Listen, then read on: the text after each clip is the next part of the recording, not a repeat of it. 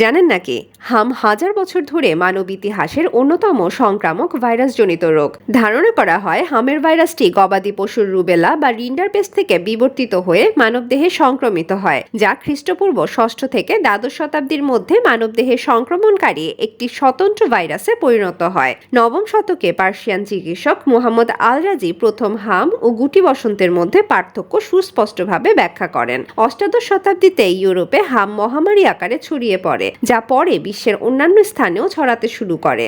1958 সালে এন্ডার্স এবং তার দল হামের কার্যকর প্রতিষেধক তৈরি করেন। 1963 সালে যুক্তরাষ্ট্রে প্রথম হামের টিকা ব্যবহারের অনুমোদন দেয়। এরপর বিশ্ব স্বাস্থ্য সংস্থায় WHO এর মাধ্যমে বিশ্বজুড়ে এর টিকা প্রদান শুরু হয়। বাংলাদেশে 1979 সালের 7 এপ্রিল সম্প্রসারিত টিকাদান কর্মসূচির আওতায় হামের টিকা অন্তর্ভুক্ত হয়। সাধারণত শিশুদের 9 মাস বয়সে এই টিকার প্রথম ডোজ এবং 15 মাস বয়সে দ্বিতীয় ডোজ দেয়া হয়। 5 বছরের কম বয়সী শিশুদের মধ্যে হামে আক্রান্ত হবার প্রবণতা সবচেয়ে বেশি, তবে অপুষ্টিতে ভোগা শিশুদের ক্ষেত্রে এই ঝুঁকি আরও বাড়ে। 9 মাসের কম বয়সী শিশুরা মাতৃগর্ভ থেকে প্রাপ্ত প্রতিরক্ষা ব্যবস্থার কারণে হামে কম আক্রান্ত হয় বলে ধারণা থাকলেও সাম্প্রতিক সময়ে 1 বছরেরও কম বয়সীরা ব্যাপকভাবে এ রোগে আক্রান্ত হচ্ছে।